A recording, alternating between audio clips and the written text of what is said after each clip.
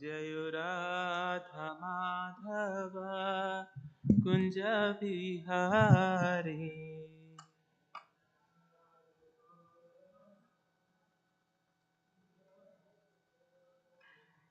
जय राधा माधव कुंज बिहारी।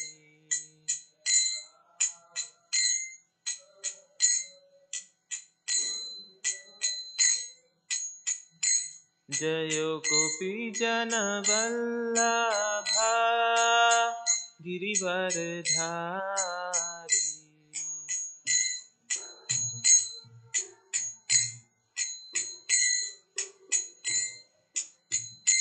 जय गोपी जन वल्लभा गिरिवरधारी।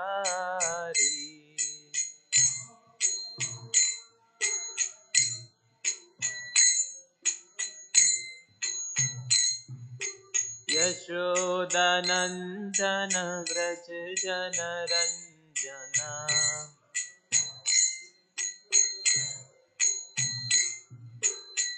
यशोदानंदन व्रज जनरंजना।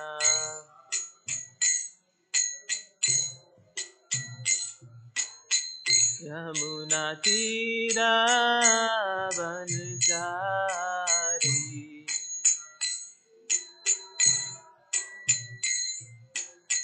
यमुना तीरा वनचारी।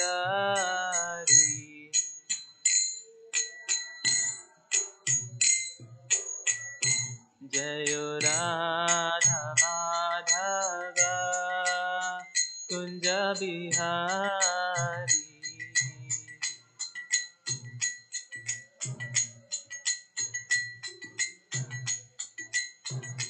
जय राधा माधव कुंज बिहारी।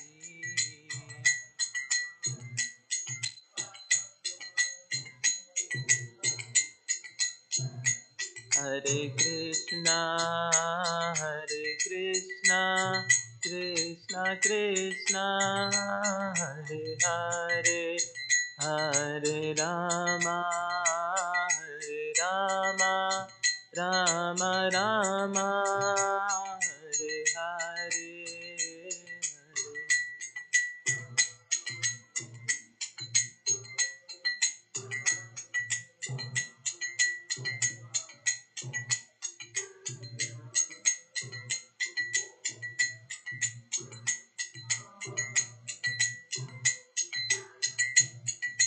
हरे कृष्णा कृष्णा कृष्णा हरे हरे, हरे रामा राम राम हरे हरे।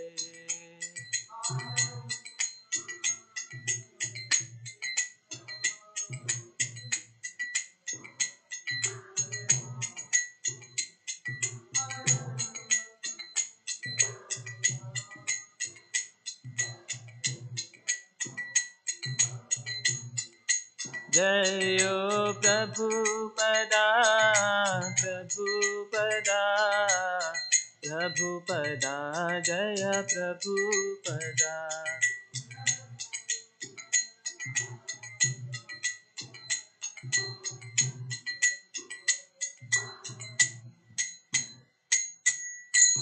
जयम विष्णुपाद परमहंस परिव्राजकाचार्य अस्तोतरक्षत श्री श्रीमद his divine grace Abhay Charanaravinda Bhakti Vedanta Swami Srila Prabhupada की जय। जयम विष्णुपाद परमहंस परिव्राजकाचार्य अस्तोतरक्षत श्री श्रीमद his divine grace Bhakti Siddhanta Saraswati Thakur की जय। अनंत कोटि वैष्णव वृंद की जय। All glories to the assembled devotees, Hare Krishna. All glories to the assembled devotees, Hare Krishna. All glories to Shri Shri Guru and Gauranga.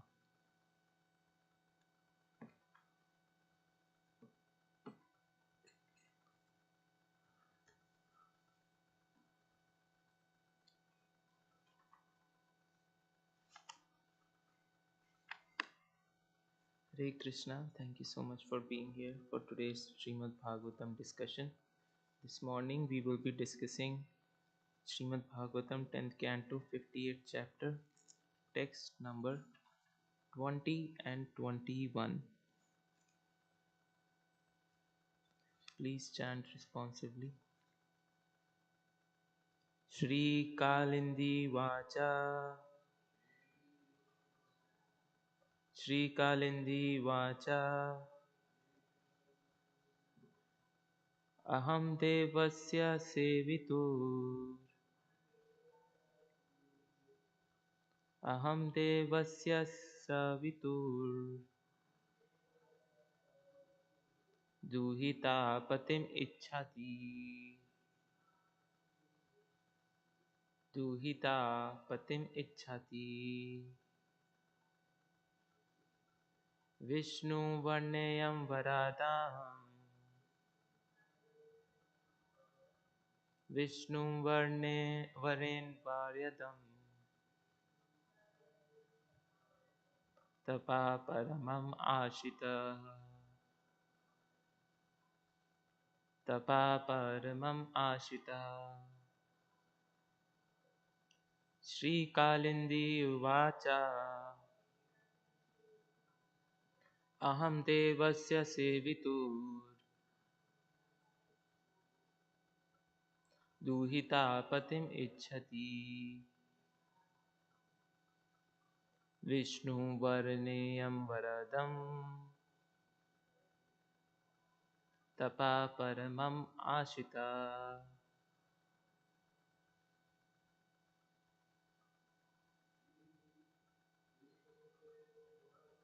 Shri Kalindi Uvacha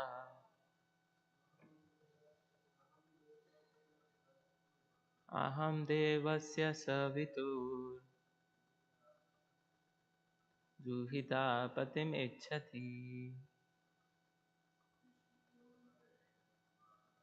Vishnu Varenyam Varadam Tapa Paramam Ashita Shri Kalindi Uvacha Aham Devasya Savitur Duhita Patim Ichhati Vishnu Varenyam Varadam Tapa Paramam Ashita. Word to word meaning. Sri Kalindi Vacha. Sri Kalindi said, Aham, I, Devasya, of the demigod, Savitu, Savita, the sun god, Duhita, the daughter, Patim, as my husband, Ichhati, desiring, Vishnum, Lord Vishnu, Varenyam, the most choice, Varadam, bestower of one's choice, Tapa, in austerities, Paramam, extreme, Ashita, engaged. Translation and purport by the disciples of His Divine Grace, A.C. Bhaktivedanta Swami Srila Prabhupada.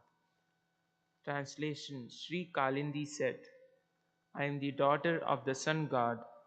I desire to get as my husband the most excellent and munificent Lord Vishnu, and to that end I am performing severe penances. Purport. As Srila Vishwanath Chakravarti points out, Srimati Kalindi correctly understood that Lord Vishnu, being the source of all benedictions, is the supreme husband and can thus fulfill all desires of his wife. Text number 21. Nanyam patim varne vira tam rite Sri Niketanam Tushyatam me sa Bhagavan Mukundo Natha Samshraya. Translation. I will accept no husband other than him, the abode of the goddess of fortune. May that Mukunda, the Supreme Personality, the shelter of the helpless, be pleased with me. Purport. The beautiful Kalindi here reveals some apprehension. She insists that she will not accept any husband except Lord Krishna, and she states that he is the shelter for those who have no other master. Since she will accept no other shelter, Krishna must give her shelter. Also, she says, Tushyatam me sa Bhagavan. May that Supreme Lord be pleased with me. This is her prayer. As Srila Vishwanath Chakravarti points out, although Kalindi is a young, helpless girl staying in a secluded place, she is not afraid. This staunch faith in and devotion for Lord Krishna is ideal Krishna consciousness, and Srimati Kalindi's desire will soon be fulfilled. Om Namo Bhagavate Vasudevaya. Om Namo Bhagavate Vasudevaya. Om Namo Bhagavate Vasudevaya. नारायणं नमस्कृत्यं नरं चैव नरोत्तमं देवीं सरस्वतीं व्यासं ततो जयमुदीरयेत् नष्टप्रायेषु अभद्रेषु नित्यं भागवतसेवया भगवतीं मुक्तिमाश्लोके भक्तिर्भवति नैष्टिकी ॐ अज्ञानतिमिरान्धस्य ज्ञानञ्जनाशलाकया चक्षुरुन्मिलितं येन तस्मै श्रीगुरुवे नमः श्रीचैतन्यमनोभीष्टं स्थापितं येन भूतले स्वयं रूपपदा मह्यं ददाति स्वपदान्तिकं वन्देऽहं श्रीगुरो श्रीयुतपदकमलं श्रीगुरून् वैष्णवांश्च श्रीरूपं साग्रजातं सहगणा रघुनाथान्वितं तं सजीवं साद्वैतं सावधूतं परिजनसहितं कृष्णचैतन्यदेवं श्रीराधाकृष्णपादान् सहगणा ललिता श्रीविशाखान्वितांश्च हे कृष्णा करुणा Sindhu Deenbandhu जगतपते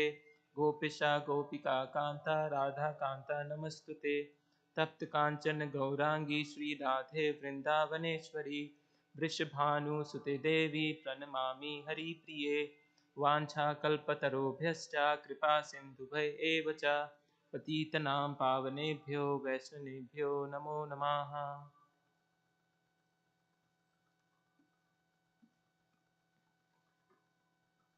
So, words number 20 and 21.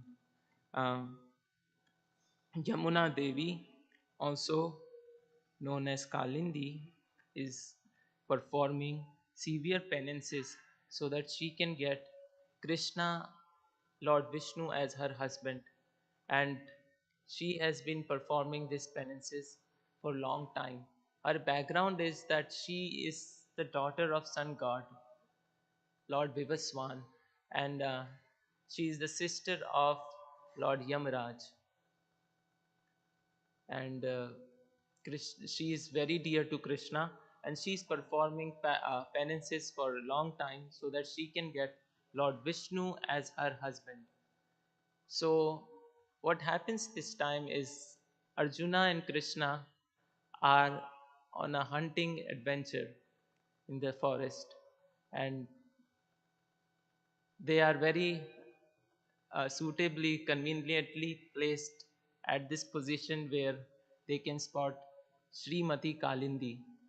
And she is a beautiful looking woman, and Krishna sees her and asks Arjuna to go and inquire from her that what is she doing here, what is her purpose alone in this forest. So Arjuna goes to her and inquires from her that, beautiful one, what are you doing here? And then she gives her background that I'm doing all of these penances and living by Yamuna, and I will live till the end of time until I get Lord Vishnu as my husband. So this was her conviction to accept no master except Krishna. That Lord Vishnu is her husband, is to be her husband. And Krishna has all the qualities of Vishnu, but four qualities more than Vishnu. Lord Vishnu in Bhakti Rasamrita Sindhu by Rupa Goswami mentions that Lord Vishnu has 60 qualities and Lord Krishna has 64 qualities. And after Arjuna receives her message and passes on her message to Lord Krishna.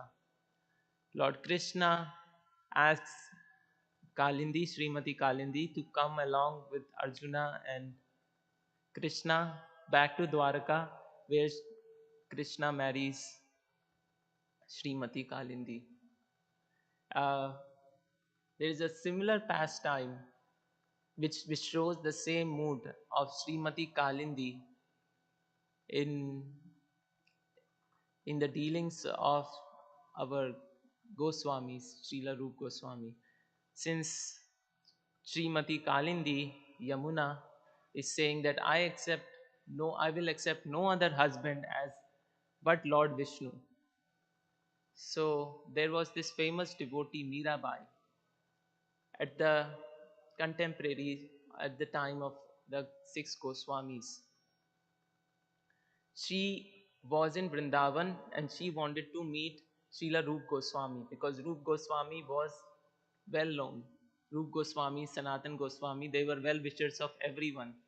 It is said that anybody has household problems, husband and wife are fighting, or any household problems, difficulty dealing with children, difficulty in marriage, they would come to Sanatan Goswami for advice. And Sanatan Goswami is a renunciant. He has not much to deal with, these mundane matters, but they would seek Sanatan Goswami's advice.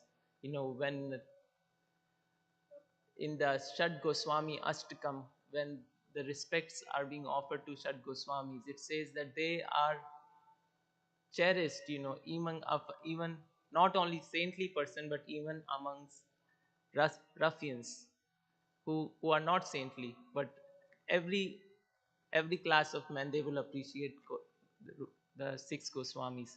So she wanted to meet Srila Rup Goswami, who Mirabai, who was well-known devotee of Krishna.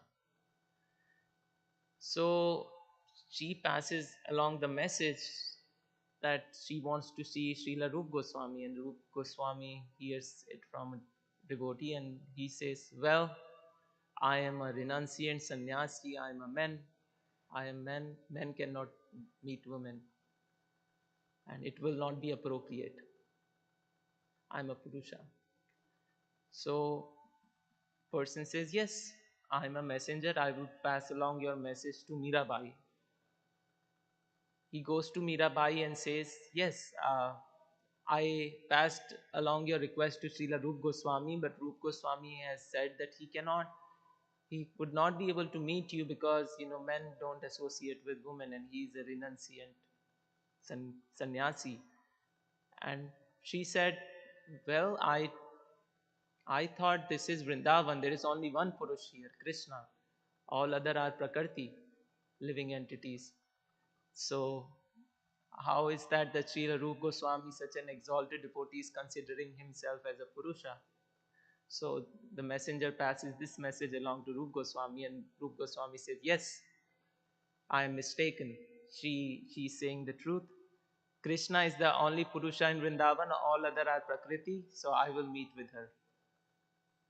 And the same mood has been reflected in Srimad Bhagavatam, 5th canto, 18th chapter, text number 19. I will read the translation and some purport as well.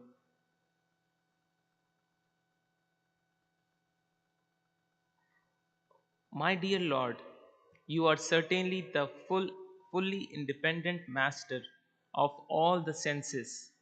Therefore, all women who worship you by strictly observing vows because they wish to acquire a husband to satisfy their senses are surely under illusion.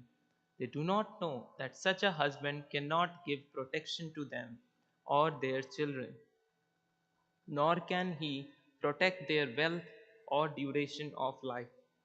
For he himself is dependent on time, fruitive results, and the modes of nature, which are all subordinate to you. Purport, Prabhupada is writing, in this verse, Lakshmi Devi shows, and then Lakshmi Devi, she's also called Rama, shows compassion toward women who worship the Supreme Lord for the benediction of possessing a good husband. Although such women desire to be happy with children, wealth, a long duration of life, and everything dear to them, they cannot possibly do so. In the material world, a so called husband is dependent on the control of the Supreme Personality of Godhead. There are many examples of women whose husband, being dependent on the result of his own fruitive actions, cannot maintain his wife, her children, her wealth, her duration of life. Therefore, factually, the only real husband of all women is Krishna, the supreme husband. Because the gopis were liberated souls, they understood this fact. Therefore, they rejected their material husbands and accepted Krishna as their real husband. Krishna is the real husband not only of the gopis but of every living entity. Everyone should perfectly understand Krishna is the real husband of all living entities who are described in Bhagavad Gita as Prakriti or Purusha. In Bhagavad Gita, 10th chapter, 12th verse, only Krishna is addressed as Purusha. In the translation, it says, you are the supreme Brahman, the ultimate, the supreme abode and purifier, the absolute truth and eternal divine person. You are the primal Lord, transcendental and original. You are unborn and are all pervading beauty. In the end, it is quoting Chaitanya Charitamrita, Adi, 5th chapter, 142nd verse. एकला ईश्वर Krishna are सब भृत्या यारा याची नचाए se tache kare nritya. Krishna is the original master or husband of everyone, and all other living entities have taken the form of so called husband or wives and are dancing according to his desire. A so called husband may unite with his wife for sense gratification, but his senses are conducted by Rishikesha, the husband of the senses, who is therefore the actual husband. So, that is also what Srimati Kalindi is showing here, that Krishna is the only husband, and the living entities. Bhakti Vinod Thakur writes in his songs that living entities, when they are entering in this material world, they are coming in this material world in a mood of enjoyer. So, as coming in the mood of enjoyer, they are automatically, they want to be lord over the material nature. And as the living entity wants to lord over the material nature, Bhakti Vinod Thakur says in his song that at that time Maya Devi, Maya Devi offers material happiness. What is material happiness? That I am the Lord of all what I survey. I am the center. Like in Bhagavad Gita, Krishna says that I am the only source of everything material and spiritual. So that is the mood the living entity, the conditioned soul enters in the material world with. That I want to be the center of everything. So in this mood, when Maya offers material happiness, at that time the living entity identifies himself as husband, the father, the maintainer of everyone. But in Bhagavad Gita, 13th chapter, nature, enjoyer, and consciousness, it says that the supreme maintainer, the only maintainer is Super Soul, which is in every living entity's heart. And it describes what is Prakriti, what is nature. who is the knower of the field of activity in this material world. What is the field of activity in this material world? And in the end it says that one who understands the Purusha, Prakriti, nature, the knower of the field of activities and the field of activities, is fit for liberation.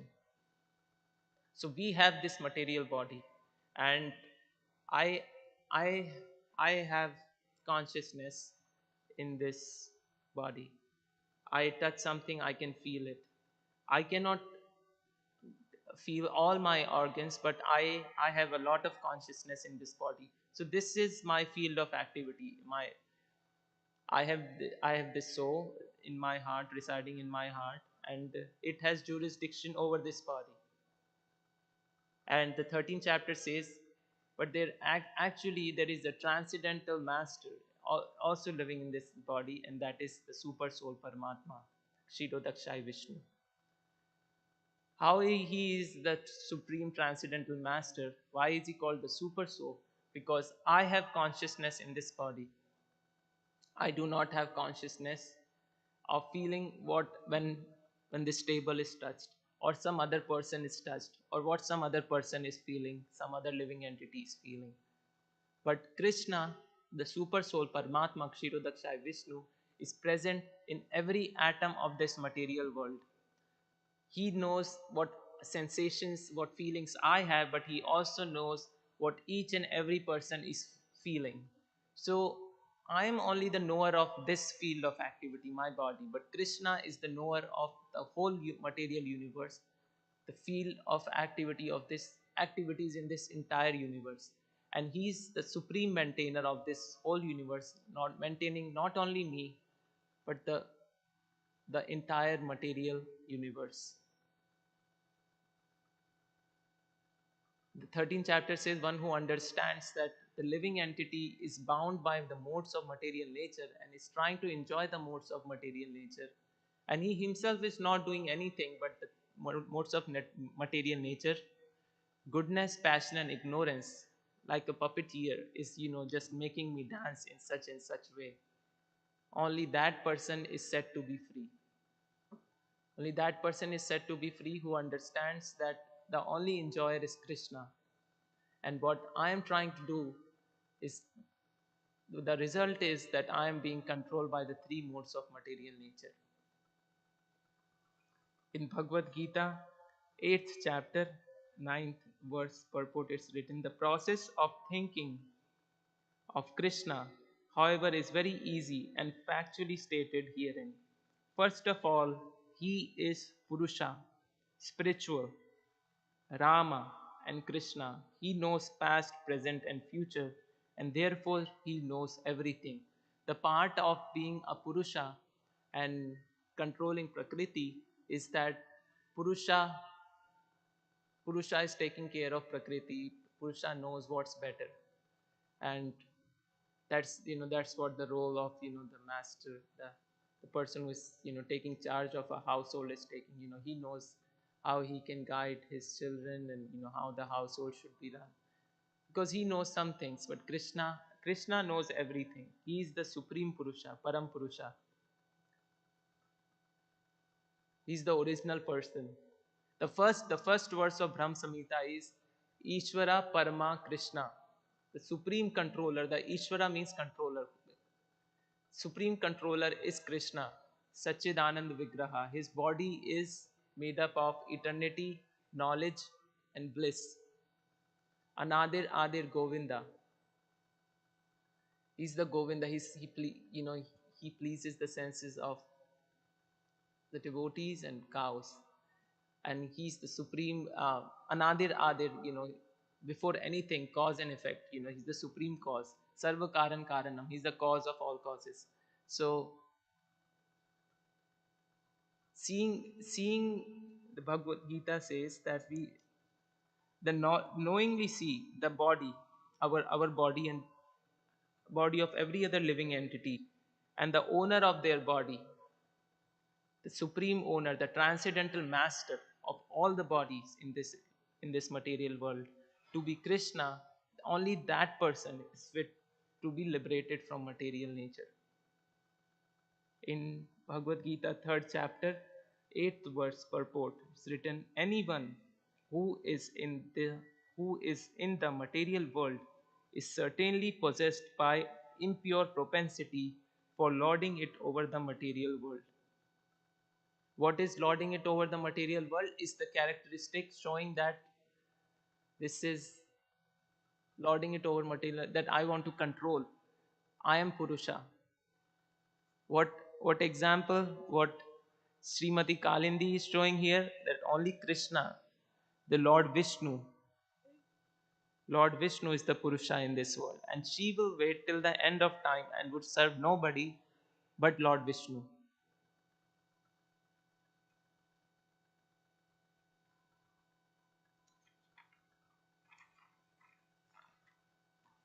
So Krishna explains that I am pervading every part and every particle in this material world by this supreme light Brahman.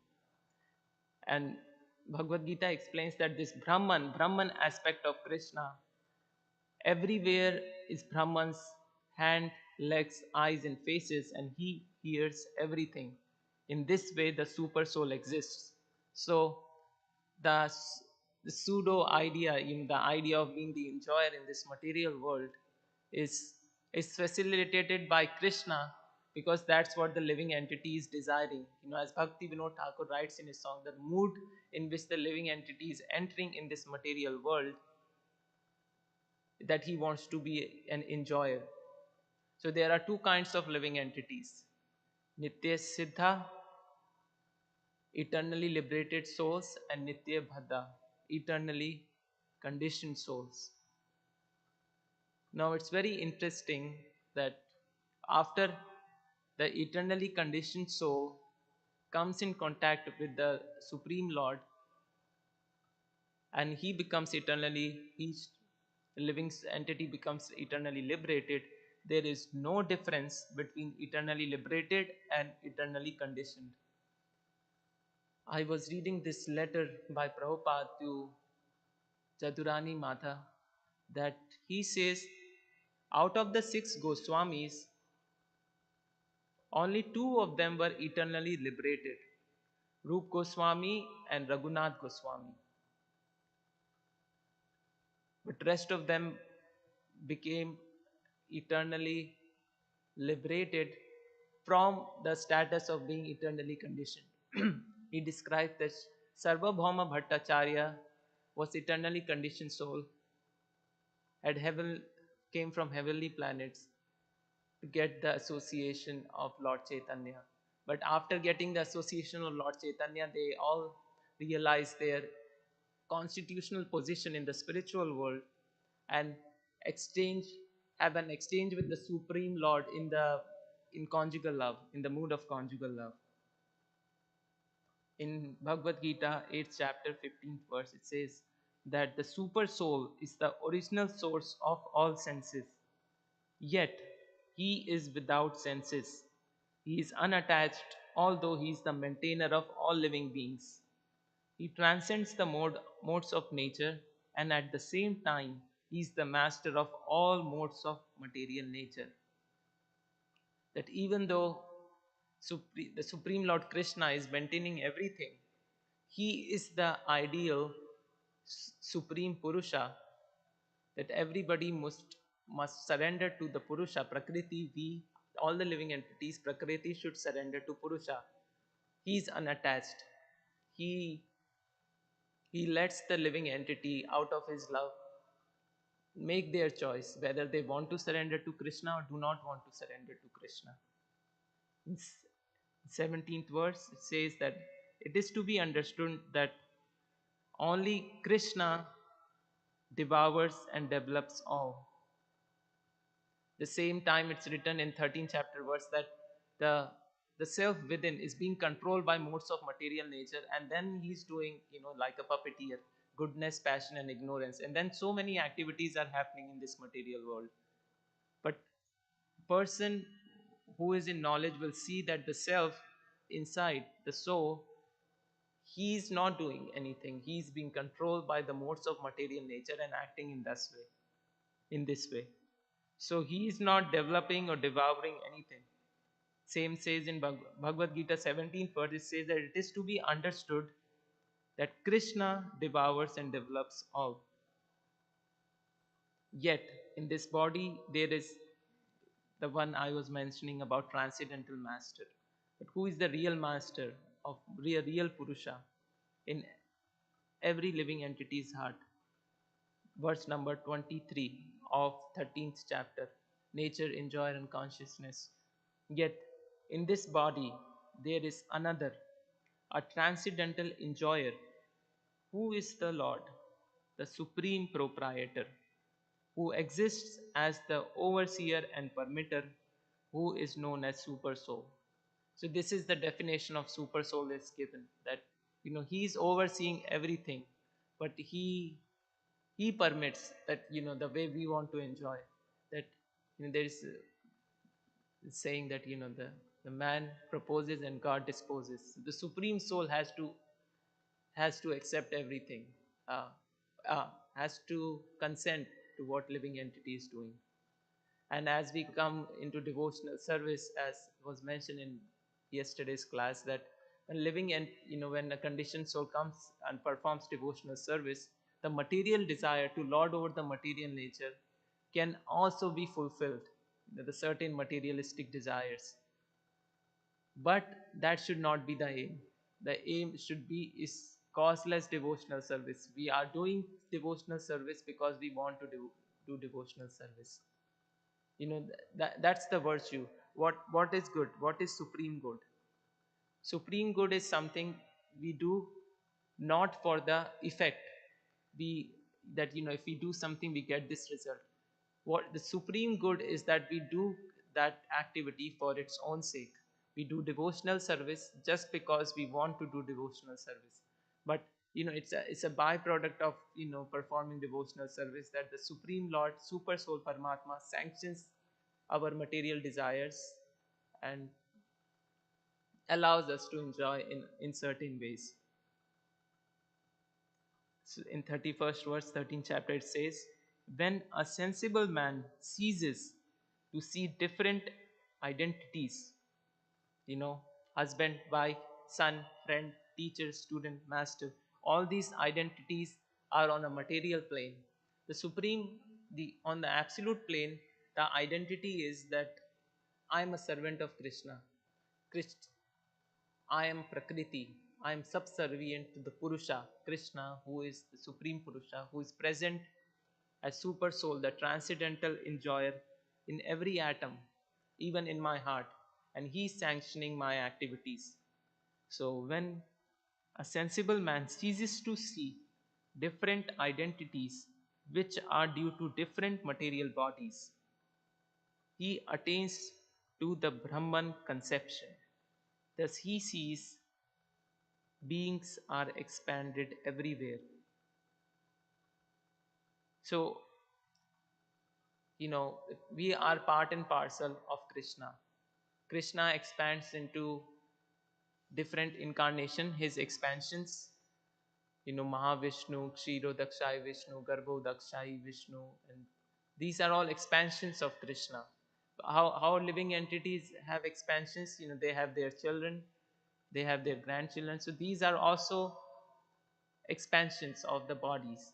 And a sensible person, Bhagavad Gita 31st verse, Krishna says, a sensible person would see that all of these expansions are the real expansion is coming from Krishna.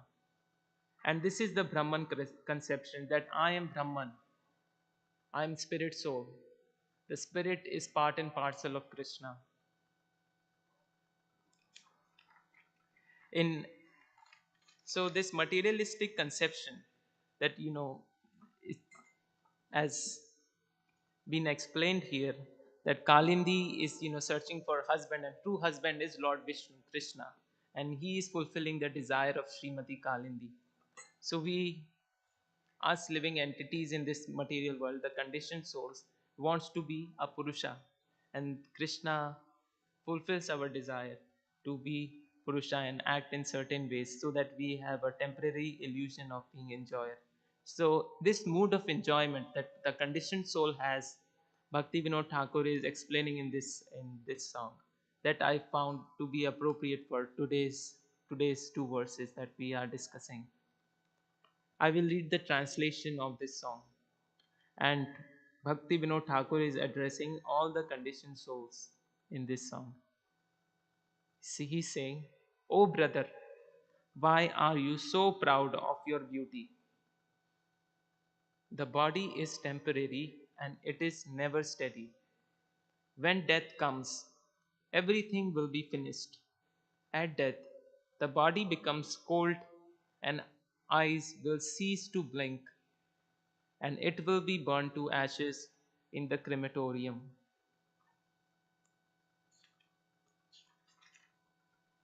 The beauty of your face, which you always look at in the mirror, will be the food of dogs and jackals. The gorgeous clothes and ornaments that you wear with great pride will at the time become completely useless. Your friends, along with your wife and children, will take you to the crematorium. They will burn your dead body and then return home. Who do you belong to? This idea of being enjoyer in this material world, having our the wife as prakriti and our expansions and our children and grandchildren. After this body is gone, all these relations, as explained by Bhakti Vinod Thakur, are turned to ashes. So Bhakti Vinod Thakur is asking us, who do you now belong to? Does anyone belong to you? Now you should consider carefully about the reality of life. This body will certainly perish one day. See, the idea of being the Purusha is that I am the controller. But if we are not able to control the longevity of our life, so this identity is temporary of being a Purusha, being a teacher, student, husband, wife, children. All these identities are temporary. The real identity is in being Prakriti, the enjoyed aspect of this enjoyer identity of Krishna. If you are eternally, if you want eternal security, then always sing about Lord Hari's transcendental qualities and always chant his holy names. O mind, please give up your propensity for false arguments and worship Lord Krishna. This is the only shelter of Srila Bhakti Vinod Thakur. It is explained that when the Purusha, has his expansions as his children, grandchildren, and so many relatives, he's thinking, all these problems in our life, I am in a battlefield, and all these problems, disease, old age, death, financial problems. So my children, grandchildren, all these relatives are like soldiers, who are fighting for me, so that I do not feel any trouble. But these soldiers are perishable. We are perishable, and the people we think will save us are also perishable. So the eternal security that the living entity is always seeking for can be can be achieved can be achieved in two ways: singing the glories of the qualities of Krishna and chanting his holy names. This is the only shelter of Srila Bhakti Vinod Thakur. So, what Srimati Kalindi is experiencing as she gets married to Lord Vishnu, Krishna, the living entities, I understand Bhakti Vinod Thakur is saying, can also experience by discussing and glorifying the transcendental qualities of Krishna and by chanting his holy names. Now, as discussed in yesterday class also, that when living entity thus engages in devotional service in this way, his desires are fulfilled by the Supreme Lord. Although we are not performing devotional service for this way, but the Supreme Lord takes care of his devotees. So, if there are any comments, any discussion points on today's verse, it will be helpful.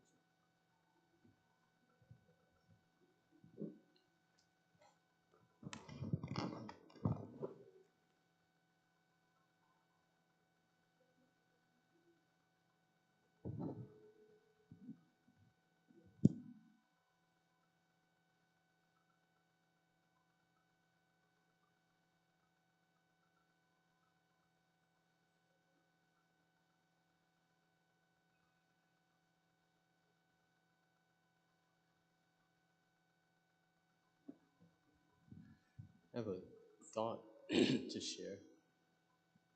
Um, Thank you for the class. Um, See if I can find it.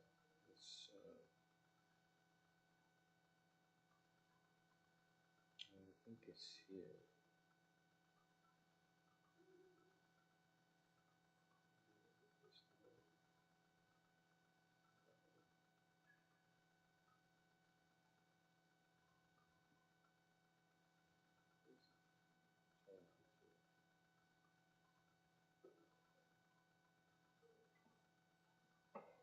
Okay. So,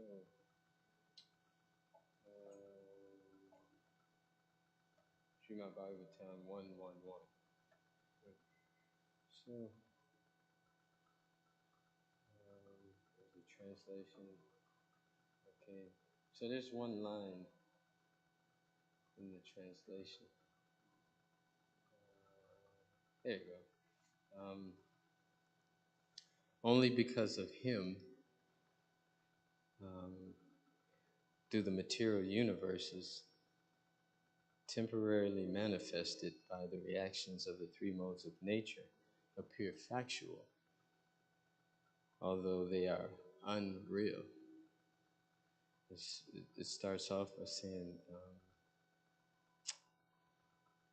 how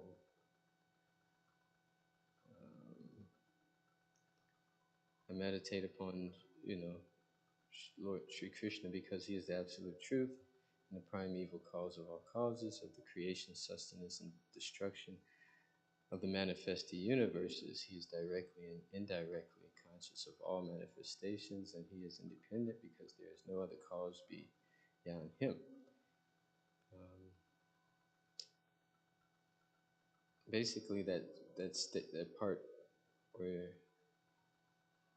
it says, although they are unreal, we're talking about the whole cosmic manifestation. So sometimes you hear statements that the material energy is real, but here he says that it's unreal. And then sometimes you hear, yes, it's real, but it's temporary. You hear the word unreal is used. So do you have any thoughts about that or realizations on that?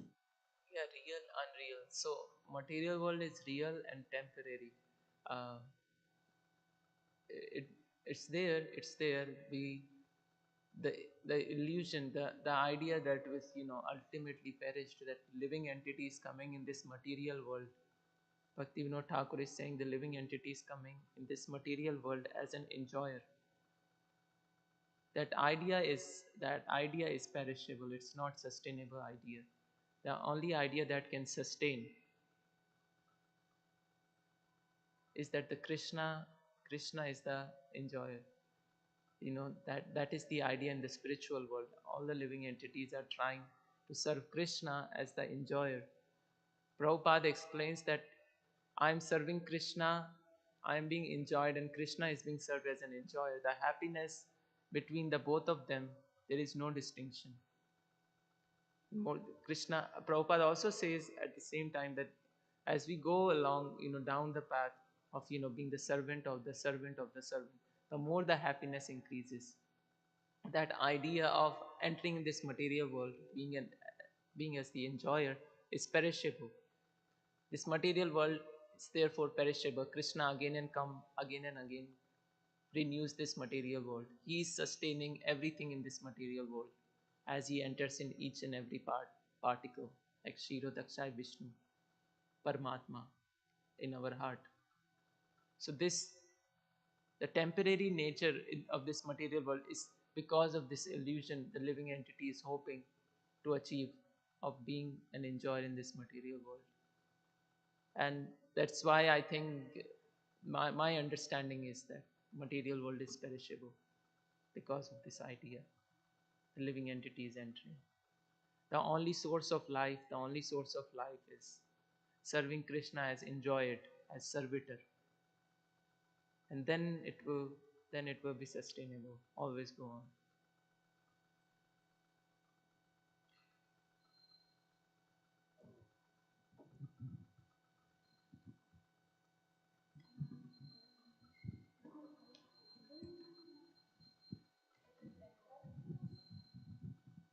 Hare Krishna.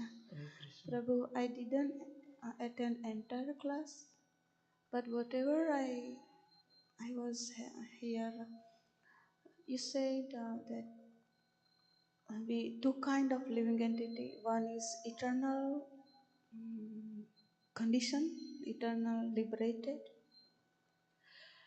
and the Jivatma come in contact with Krishna, they get liberated, right? Yes. But but we are actually all liberated, but we are conditioned, right? The three modes of nature. Yes. And come in contact with pure devotee, then we will get someday Yes. liberation. Yes. So Can you